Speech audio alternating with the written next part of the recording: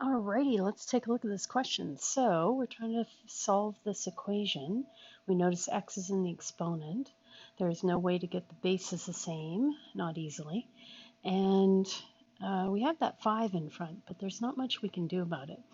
So generally the strategy when you can't get the bases the same is to log both sides. And we're just going to do base 10 because it's easier. We don't have to write the base then, but also because you'll notice all the answers are base 10 on the logs. So we just simply write this as log of both sides. Now the reason why we do that is because one of our logarithm laws states that if you have an exponent on the power inside the log, that exponent, like on the right hand side here, x plus 1 can move down in front of the log. Hence, now we can get at the x because it's not in the exponent anymore.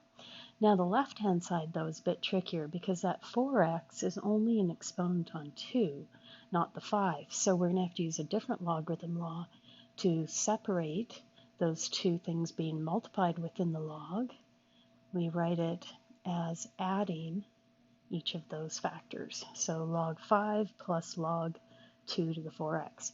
And now the 4x can move down in front of that log. And on the right-hand side, we're going to multiply the log 3 through the bracket. So we have x log 3 plus log 3, plus 1 log 3 if you like.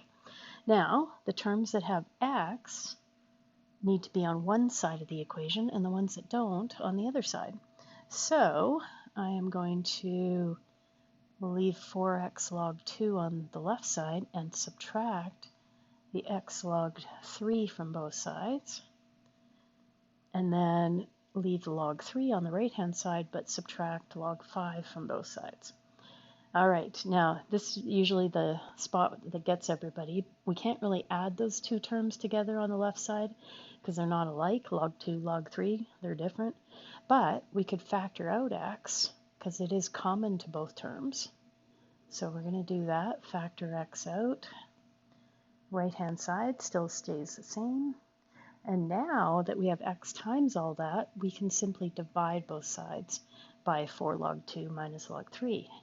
So we'd have log 3 minus log 5 over 4 log 2 minus log 3. Now let's see if that's one of the answers they have.